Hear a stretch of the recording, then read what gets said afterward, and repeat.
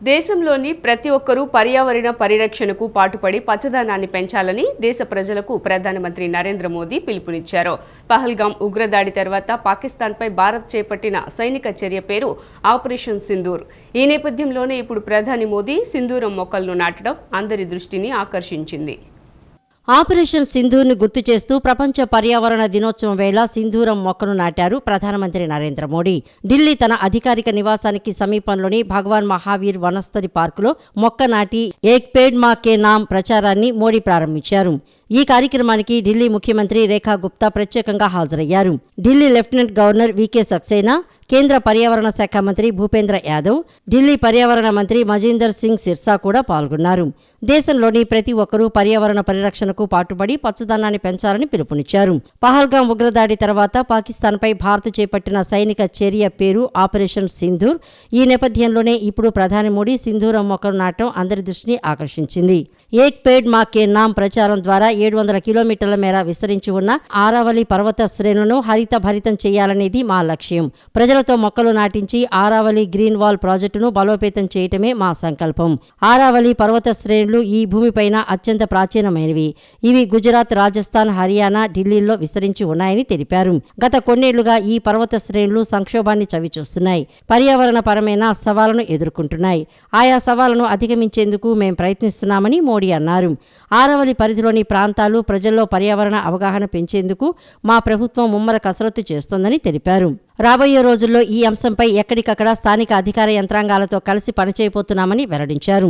జల వ్యవస్థల నిర్వహణను మెరుగుపరచడం, ఇసుక తుఫానును నిరోధించడం, థార్ ఎడారి తూర్పు వైపుగా విస్తరించకుండా నిలువరించడం వంటివన్నీ చేయబోతున్నామని పేర్కొంటూ ప్రధాని మోడీ ఒక ట్వీట్ చేశారు. అంతరిక్షం అవకాశాలు గని వాటిని అందిపుచ్చుకోవాలని రాష్ట్ర ప్రభుత్వం కంకణం కట్టుకుంది. రాష్ట్రంలో మరో 2 చోట్ల అంతరిక్ష పార్కులు ఏర్పాటు దిశగా ప్రణాళికలు వేస్తోంది. ఇప్పటికే సీఎం చంద్రబాబు కేంద్ర మంత్రి జితేందర్ సింగ్తో చర్చించారు. రాష్ట్రంలో మరో 2 చోట్ల అంతరిక్ష పార్కుల ఏర్పాటు దిశగా ప్రణాళికలు వేస్తోంది. అంతరిక్షం అవకాశాలు గని వాటిని అందిపుచ్చుకోవాలని రాష్ట్ర ప్రభుత్వం కంకణం కట్టుకుంది. ఇప్పటికే సీఎం చంద్రబాబు కేంద్ర మంత్రి జితేంద్ర సింగ్తో చర్చించారు. ప్రస్తుతం అంతరిక్ష కేంద్రం ఉన్న శ్రీహరికోట సమీపంలో ఒక పార్కు, అనంతపురం జిల్లాలోని లేపాక్షిలో మరొక పార్కు ఏర్పాటు చేయాలని చూస్తున్నారు. వీటిని దృష్టిలో ఉంచుకుని ఇస్రో మాజీ అధిపతి డాక్టర్ సోమనాథ్ను ప్రభుత్వం సలహాదారుగా నియమించింది. ఆయన ఆధ్వర్యంలో అంతరిక్ష రంగంపై ప్రభుత్వం అడుగులు వేస్తోంది. శ్రీహరికోట దగ్గరలో వాహన నౌకలతో పాటు కీలకమైన ప్రొఫిలెంట్ లాజిస్టిక్ తయారీ చేపట్టాలని లక్ష్యంగా పెట్టుకున్నారు. లేపాక్షి వద్ద ప్రభుత్వ, ప్రైవేటు భాగస్వామ్యంతో అంతరిక్ష పరిశ్రమలు ఏర్పాటు చేయనున్నారు. తిరుపతి జిల్లాలోని శ్రీహరికోటలో రాకెట్ కేంద్రం ఉన్నప్పటికీ దానికి కావలసిన సామాగ్రి తమిళనాడు, కర్ణాటక, కేరళ తదితర రాష్ట్రాల నుంచి తీసుకొస్తున్నారు. అక్కడి నుంచి శ్రీహరికోటకు తీసుకువచ్చేందుకు ఎక్కువ సమయం పడుతుంది. దీనివల్ల ప్రయోగాలు ఆలస్యమవుతున్నాయి. వీటన్నింటినీ దృష్టిలో పెట్టుకుని ఆంధ్రప్రదేశ్లోనే అంతరిక్ష పరిశ్రమలు ఏర్పాటు చేయాలని ప్రభుత్వం ప్రయత్నిస్తోంది. తమిళనాడు, గుజరాత్, కర్ణాటక రాష్ట్రాలు తమ సొంత అంతరిక్ష పాలసీ రూపకల్పనలో ముందు వరుసలో ఉన్నాయని అన్నారు. కర్ణాటక ఇప్పటికే ఇస్రోకు సంబంధించి కార్యకలాపాలకు కేంద్ర బిందువుగా మారింది. దేశంలో ఏకైక స్పేస్ పోర్టు ఉన్న ఆంధ్రప్రదేశ్కు మాత్రం రావాల్సినంత గుర్తింపు రాలేదు. అందుకే సీఎం చంద్రబాబు ప్రతిష్టాత్మకంగా తీసుకుని నూతన పాలసీతో ముందుకు తీసుకువెళ్లేందుకు ప్రయత్నం చేస్తున్నారు. టూరిజం అభివృద్ధికి ముఖ్యమంత్రి చంద్రబాబు ఆలోచనలకు అనుగుణంగా అడుగులు వేస్తున్నామని మంత్రులు కందుల దుర్గేష్, కొల్లు రవీంద్రలు ఉద్ఘాటించారు. గేట్వే ఆఫ్ అమరావతిగా బందర్ను మార్చేందుకు మసులా బీచ్ ఫెస్ట్ ద్వారా అడుగులు వేశామని, నిధులు కేటాయించి మంగినపూడి బీచ్ను పర్యాటకంగా అభివృద్ధి చేస్తామని హామీ ఇచ్చారు. కృష్ణా జిల్లా మచిలీపట్నం సమీపంలోని మంగినపూడి సముద్ర తీరంలో మసూలా బీచ్ ఫెస్ట్ 2025 హఠాహాసంగా ప్రారంభమైంది. ఈ కార్యక్రమానికి ముఖ్య అతిథిగా రాష్ట్ర పర్యాటక శాఖ మంత్రి కందుల దుర్గేష్ విచ్చేశారు. మంత్రి కొల్లు రవీంద్ర, ఆర్టీసీ చైర్మన్ గన్నవరం, పామర్రు, పెడన ఎమ్మెల్యేలు యార్లగడ్డ వెంకట్రావు, వర్ల కుమారరాజా, కాగిత కృష్ణప్రసాద్, కలెక్టర్ బాలాజీ, ఎస్పీ గంగాధర్రావు పలువురు పాల్గొన్నారు. పర్యాటక శాఖ మంత్రి Kandula Durgesh Masula beach festival, sea kayaking, canoeing, beach kabaddi, volleyball పోటీలను లాంఛనంగా ప్రారంభించారు. అనంతరం కందుల దుర్గేష్ మీడియాతో మాట్లాడుతూ విద్యా, సాంస్కృతిక కేంద్రంగా స్వాతంత్ర రాజకీయ చైతన్యానికి కేంద్ర బిందువుగా నిలిచిన మచిలీపట్నం చరిత్రను గుర్తు చేసేలా మంగినపూడి మసూలా బీచ్ ఫెస్టివల్ ఉందని తెలిపారు. మచిలీపట్నానికి ప్రత్యేక నిధులు కేటాయించి పర్యాటక కేంద్రంగా అభివృద్ధి చేస్తామని తెలిపారు.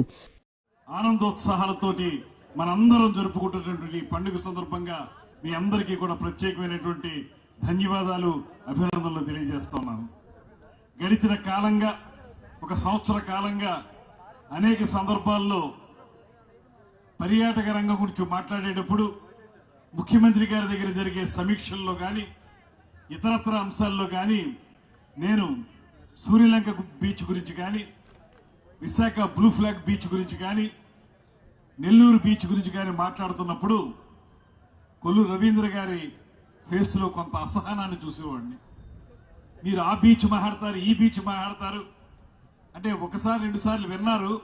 ఆయన సౌమ్యుడు కాబట్టి మూడోసారి బయటకు వచ్చిన తర్వాత ఏమిటి ఎంతసేపు ఆ బీచ్ మాట్లాడతారు, ఈ బీచ్ మాట్లాడతారు, మా మంగినపూడి బీచ్ గురించి ఎందుకు మాట్లాడరు మీరని నన్ను నిలదీసినటువంటి మీ నాయకుడు శ్రీ కొల్లు రవీంద్ర గారు.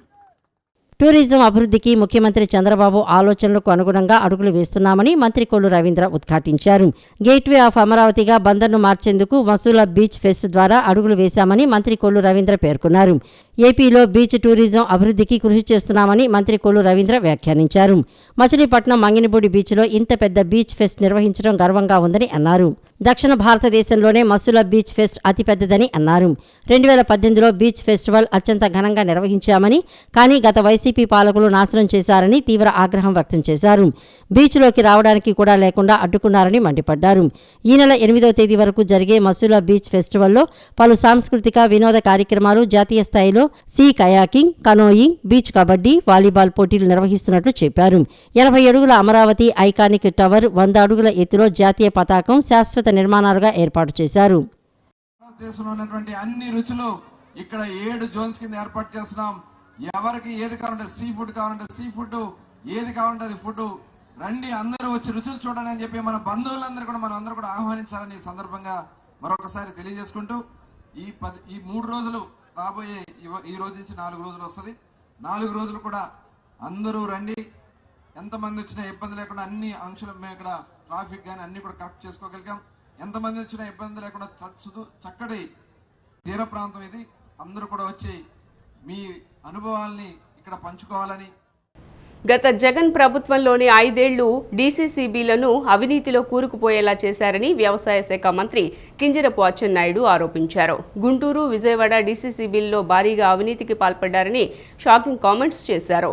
కూటమి ప్రభుత్వంలో డీసీసీబీల్లో అవినీతిపై హౌస్ కమిటీ నియమించి విచారణ చేస్తున్నామని తెలిపారు. నకిలీ పాస్ పుస్తకాలతో అక్రమంగా కోట్ల రూపాయలు తీసుకున్నారని మండిపడ్డారు.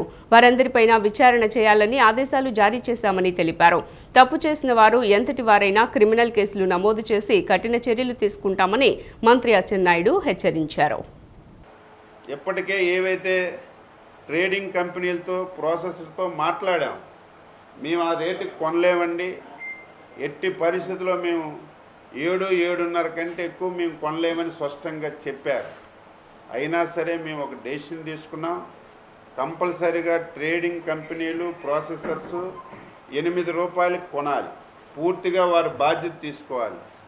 మిగిలినటువంటి 4 రూపాయలు రాష్ట్ర ప్రభుత్వం భరించడానికి ఈరోజు ఒక నిర్ణయం తీసుకున్నాం. అంటే 1 కేజీ 12 రూపాయలకి తక్కువ లేకుండా మన దగ్గర ఉన్నటువంటి 5.5 లక్షల మెట్రిక్ టన్నులు మామిడిని కొనాలని చెప్పి నిర్ణయం చేశాం. కేజీకి 8 రూపాయలు ప్రాసెసింగ్ కంపెనీ వాళ్ళు, ట్రేడింగ్ వాళ్ళు ఇస్తారు.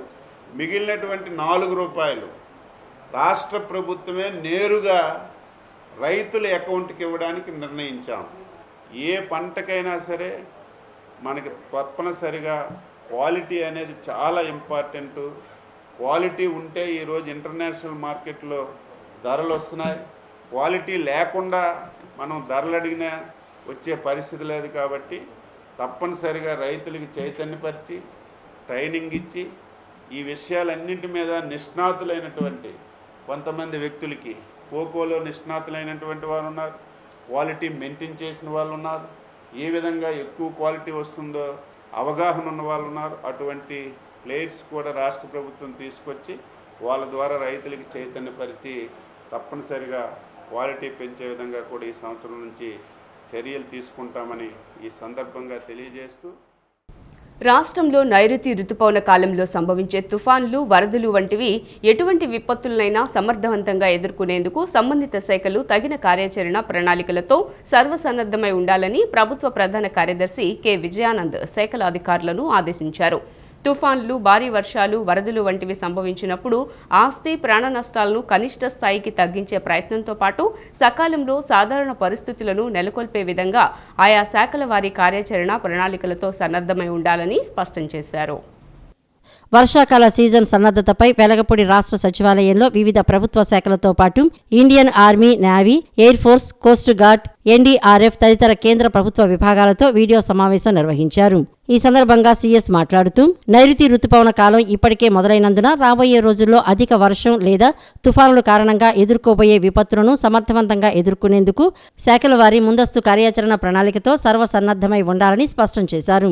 ఎక్కడైనా అధిక వర్షాలు పడి ఆ ప్రాంతాల్లోని నదులు, వాగులు, వంకలు పొంగి వరదలు వచ్చే పరిస్థితులు ఉండే అవకాశాలు ఉంటే ముందుగానే అంచనా వేయాలని, ఇందుకు సంబంధించి వేజర్ ల్యాబ్స్తో సమన్వయం చేసుకోవాలని రాష్ట్ర విపత్తుల నిర్వహణ తదితర శాఖల అధికారులను ఆదేశించారు. అదేవిధంగా రాష్ట్ర విపత్తుల నిర్వహణ సంస్థ ఆర్టీజీఎస్లు ఇస్రోతో కలిసి సమన్వయంతో పనిచేయాలని సీఎస్ విజయానంద్ చెప్పారు. తుఫానులు, భారీ వర్షాలు, వరదలు వంటివి సంభవించినప్పుడు ఆస్తి, ప్రాణ నష్టాలను కనిష్ట స్థాయికి తగ్గించే ప్రయత్నంతో పాటు సకాలంలో సాధారణ పరిస్థితులను నెలకొల్పే విధంగా ఆయా శాఖల వారి కార్యాచరణ ప్రణాళికతో సన్నద్ధమై ఉండాలని సీఎస్ విజయానంద్ స్పష్టం చేశారు. ప్రపంచ పర్యావరణ దినోత్సవం సందర్భంగా రాష్ట్ర ప్రభుత్వం ప్రతిష్టాత్మక వన మహోత్సవం విజయవాడ ఎన్టీఆర్ జిల్లా కలెక్టరేట్లో మొక్కలు నాటే కార్యక్రమం ఘనంగా జరిగింది. ఈ కార్యక్రమానికి కలెక్టర్ డాక్టర్ జి లక్ష్మీసా ముఖ్య అతిథిగా పాల్గొన్నారు. Joint collector S Ilakkiya, DRO M Lakshmi Narasimham, collector కార్యాలయంలో అధికారులు, సిబ్బంది కలిసి కలెక్టర్ మొక్కలు నాటారు. జిల్లా వ్యాప్తంగా హరిత విస్తీర్ణం పెంపు లక్ష్యంగా పెద్ద ఎత్తున ప్రభుత్వ కార్యాలయాల్లోనూ ఖాళీ ప్రదేశాల్లో మొక్కలు నాటడం జరుగుతుందని కలెక్టర్ లక్ష్మీసా స్పష్టం చేశారు. రాష్ట్రంలో అర్హులైన ప్రతి యువతకు నైపుణ్యాభివృద్ధి ద్వారా ఉపాధి అవకాశాలు కల్పించి సమాజంలో ఆత్మవిశ్వాసంతో వారు ముందుకు సాగేలా చేయటమే ఆంధ్రప్రదేశ్ రాష్ట్ర నైపుణ్యాభివృద్ధి సంస్థ లక్ష్యమని రాష్ట్ర నైపుణ్యాభివృద్ధి సంస్థ చైర్మన్ బూరుగుపల్లి శేషారావు తెలిపారు. సమానత్వాన్ని కల్పించే లక్ష్యంతో మహిళలు, గ్రామీణ యువత మరియు టెక్నాలజీకి దూరంగా ఉన్న వారందరికీ ఇంటింటికి నైపుణ్యం తీసుకువెళ్లేలా ప్రత్యేక కార్యాచరణ రూపొందిస్తామన్నారు. తాడేపల్లిలోని ఆంధ్రప్రదేశ్ రాష్ట్ర నైపుణ్యాభివృద్ధి సంస్థ చైర్మన్గా బూరుగుపల్లి శేషారావు పదవి బాధ్యతలు స్వీకరించారు. అనంతరం చైర్మన్ శేషారావు మాట్లాడుతూ స్వర్ణాంధ్ర 2047 విజన్కు అనుగుణంగా ప్రభుత్వ, పరిశ్రమ మరియు విద్యా రంగాలు సమన్వయంతో పనిచేస్తాయని అన్నారు. రాష్ట్రంలోని ప్రతి జిల్లాలో సెంటర్ ఆఫ్ ఎక్సలెన్స్, మహిళల కోసం ప్రత్యేక నైపుణ్య కార్యక్రమాలు, గ్రామీణ యువత కోసం డిజిటల్ ఇంటర్న్షిప్ మొదలైన కార్యక్రమాలను అమలు చేయనున్నామని అన్నారు. ముఖ్యమంత్రి నారా చంద్రబాబు నాయుడు దూరదృష్టి, మానవ వనరుల అభివృద్ధి శాఖ మంత్రి నారా లోకేష్ ప్రజాహిత పాలన విధానం ఈ సంస్థ పనితీరుకు మార్గదర్శకంగా ఉంటాయన్నారు. వారి మార్గనిర్దేశకత్వంలో పనిచేస్తూ యువతకు శిక్షణ అందించడం ద్వారా ఉపాధి అవకాశాలు కల్పిస్తామన్నారు.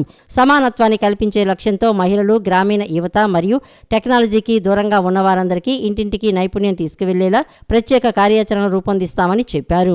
నూతనంగా పదవి బాధ్యతలు స్వీకరించిన చైర్మన్ శేషారావును వ్యవసాయ శాఖ మంత్రి కింజారపు అచ్చెన్నాయుడు, ఆంధ్రప్రదేశ్ రాష్ట్ర నైపుణ్యాభివృద్ధి సంస్థ ఎండీ మరియు సీఈఓ జి గణేష్ కుమార్, కార్యనిర్వాహక సంచాలకులు, సలహాదారులు, ఇతర అధికారులు, ప్రజాప్రతినిధులు, పరిశ్రమల భాగస్వాములు, విద్యారంగానికి చెందిన ప్రముఖులు అభినందించారు. 2047 అనే మహత్తర విజన్తో ప్రతి యువతకు నైపుణ్యం, ఉపాధి, ఆత్మవిశ్వాసం అనే 3 శక్తులు అందించాలన్నదే ఆయన లక్ష్యం. అదే మన కార్యాచరణకు మార్గదర్శకంగా నిలుస్తోంది. ఆంధ్రప్రదేశ్ను దేశంలో అత్యంత ప్రగతిశీల రాష్ట్రంగా తీర్చిదిద్దాలన్న సంకల్పం ఆయన ప్రతి చర్యలో, ప్రతి నిర్ణయంలో ప్రతిబింబిస్తుంది. ఈ దృఢ సంకల్పాన్ని మనం ఆదర్శంగా తీసుకుని అదే మార్గంలో ముందుకు సాగాలి. మన యువ నాయకులు శ్రీ నారా లోకేష్ గారు తన గత మంత్రిత్వ కాలంలో ఐటీ, పంచాయతీరాజ్ మరియు గ్రామీణాభివృద్ధి శాఖలకు విజయవంతంగా నాయకత్వం వహించారు. ఆయన ఆవిష్కరించిన Andhra Pradesh fibre grid, smart village, smart ward mission మరియు డిజిటల్ లిటరసీ కార్యక్రమాల ద్వారా ప్రతి గ్రామానికి డిజిటల్ విద్యా, టెక్నాలజీ ఆధారిత సేవలు అందించబడ్డాయి. బెంగళూరు క్రికెట్ టీం ఐపీఎల్ విజేతగా నిలిచిన నేపథ్యంతో బందర్ రోడ్డుపై విచ్చలవిడిగా వ్యవహరించిన ప్రజలకు తీవ్ర అసౌకర్యం కలిగించిన యువకులపై కృష్ణలంక పోలీసులు కేసు నమోదు చేశారు. ఐపీఎల్ ట్రోఫీ విజేతగా బెంగళూరు టీం నిలిచింది. ఒక్కసారిగా రోడ్డుపైకి వచ్చిన యువత ద్విచక్ర వాహనాలపై తమ ఇష్టం వచ్చిన రీతిలో వ్యవహరించి బారికేట్లు, బందర్ రోడ్లో ఉన్న మొక్కలను సైతం తొలగించి నానా హంగామా సృష్టించారు. బెంగళూరు క్రికెట్ టీం ఐపీఎల్ విజేతగా నిలిచిన నేపథ్యంలో బందర్ రోడ్డుపై విచ్చలవిడిగా వ్యవహరించి ప్రజలకు తీవ్ర అసౌకర్యం కలిగించిన యువకులపై కృష్ణలంక పోలీసులు కేసు నమోదు చేశారు. ఐపీఎల్ ట్రోఫీ విజేతగా బెంగళూరు టీం నిలిచింది. ఒక్కసారిగా రోడ్డుపైకి వచ్చిన యువత ద్విచక్ర వాహనాలపై తమ ఇష్టం వచ్చిన రీతిలో వ్యవహరించి బారికేట్లు, బందర్ రోడ్లో ఉన్న మొక్కలను సైతం తొలగించి నానా హంగామా సృష్టించిన యువకులపై కృష్ణలంక పోలీసులు కేసు నమోదు చేశారు. రామలింగేశ్వర నగర్కు చెందిన పవన్ సాయి, పటమట ప్రాంతానికి చెందిన నవీన్పై కేసు నమోదు చేశారు.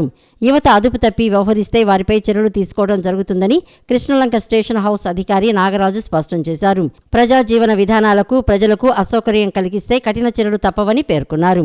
ఇప్పటికే బస్టాండు, ఇతర ప్రాంతాల్లోనూ పటిష్ట బందోబస్తును నిర్వహిస్తూ ప్రజలకు భరోసా ఇచ్చే చర్యలు చేపడుతూ వస్తున్నారు. ప్రజలకు అసౌకర్యం కలిగితే వెంటనే తమ దృష్టికి తీసుకురావాలని పేర్కొన్నారు. అటువంటి వారిపై చర్యలు తీసుకోవడం జరుగుతుందన్నారు. వేసవి సెలవులు ముగిసిన అనంతరం ప్రత్యేక పూజలు చేసి పాఠశాలలు ప్రారంభించడం ఆనవాయితీగా వస్తోందని శ్రీ గౌతమ్ పబ్లిక్ స్కూల్ అధినేత నల్లా సూర్యారావు స్పష్టం చేశారు. అత్యుత్తమమైన నాణ్యమైన విద్యను విద్యార్థులకు అందించడమే లక్ష్యంగా పనిచేస్తున్నామని, 10 ఫలితాల్లో 95% పైబడి మార్కులు సాధించుకున్న విద్యార్థులకు ప్రత్యేక బహుమతులను అందజేస్తున్నట్లు వెల్లడించారు. నగరంలోని చిట్టినగర్ శ్రీ గౌతమ్ స్కూల్ నందు ప్రత్యేక పూజా కార్యక్రమాలు నిర్వహించారు. వేసవి సెలవులు ముగిసి అతి కొద్ది రోజుల్లోనే స్కూల్ పునఃప్రారంభమవుతున్న నేపథ్యంలో స్కూల్ స్మార్ట్ క్యాంపస్ నందు గణపతి పూజ, సరస్వతి అమ్మవారికి ప్రత్యేక పూజలు, వేద పండితులు వేదఘోష నడుమ శాస్త్రోక్తంగా నిర్వహించారు. శ్రీ గౌతమ్ స్కూల్ అధినేత లైన్ నల్లా సూర్యారావు, విద్యార్థులు, ఉపాధ్యాయులు కలిసి ప్రత్యేక పూజలు చేశారు. అనంతరం విచ్చేసిన వారికి తీర్థ ప్రసాదాలను అందజేశారు. అనంతరం నల్లా సూర్యారావు మాట్లాడుతూ, ప్రతి సంవత్సరం స్కూల్ పునఃప్రారంభం సందర్భంగా ప్రత్యేక పూజలు చేయడం ఆనవాయితీగా వస్తుందన్నారు. విద్యార్థులకు మంచి భవిష్యత్తు ఉండాలని గణపతి పూజ, సరస్వతి అమ్మవారికి పూజలు చేసినట్లు చెప్పారు. ఎటువంటి విఘ్నాలు కలగకుండా నూతన విద్యా సంవత్సరం విజయవంతంగా పూర్తి కావాలని ఆకాంక్షిస్తూ ఈ పూజలు చేసినట్లు తెలిపారు. మా పాఠశాల నందు మెరుగైన విద్యను అతి తక్కువ ఫీజులతో అందిస్తున్నట్లు చెప్పారు. 10 ఫలితాల్లో తమ విద్యార్థులు ఉత్తమమైన ఫలితాలు సాధిస్తున్నారని అన్నారు. 10 పరీక్షా ఫలితాల్లో 95% పైబడి మార్కులు సాధించిన విద్యార్థులకు ప్రత్యేక బహుమతులను అందజేస్తున్నట్లు శ్రీ గౌతమ్ పబ్లిక్ స్కూల్ అధినేత నల్లా సూర్యారావు పేర్కొన్నారు. విఘ్నేశ పూజ, సరస్వతి పూజతో విద్యా సంవత్సరాన్ని ఆరంభించడం ప్రతి సంవత్సరము ఆనవాయితీగా వస్తున్న శుభ సందర్భంలో ఈరోజు స్కూల్ పునఃప్రారంభించే ముహూర్తం ఖరారు చేసే శుభ సందర్భంగా ఈ సంవత్సరం అందరూ కూడా విద్యార్థులు, తల్లిదండ్రులు, ఉపాధ్యాయులు సంతోషంగా ఉండాలని, ఎవరికి ఏ రకమైనటువంటి విఘ్నాలు కలగకుండాను ఈ యొక్క సంవత్సరం మొత్తం, విద్యా సంవత్సరం మొత్తం హ్యాపీగా జరగాలని ఆ యొక్క అన్ని భగవంతులు కూడా ప్రార్థన చేసుకుంటూ, భూమి మీద ఉన్నటువంటి దేవతలు కానీ, అలాగే అన్ని అల్లా కానీ, యేసు కానీ, అదే రకంగా సరస్వతీదేవి, లక్ష్మీదేవి, పార్వతీ పరమేశ్వరులు, త్రిమూర్తులందరినీ వేడుకుంటూ. సిటీ న్యూస్ ఇంతటితో సమాప్తం. తిరిగి వార్తల్లో మళ్ళీ కలుద్దాం. అంతవరకు సెలవు. నమస్కారం.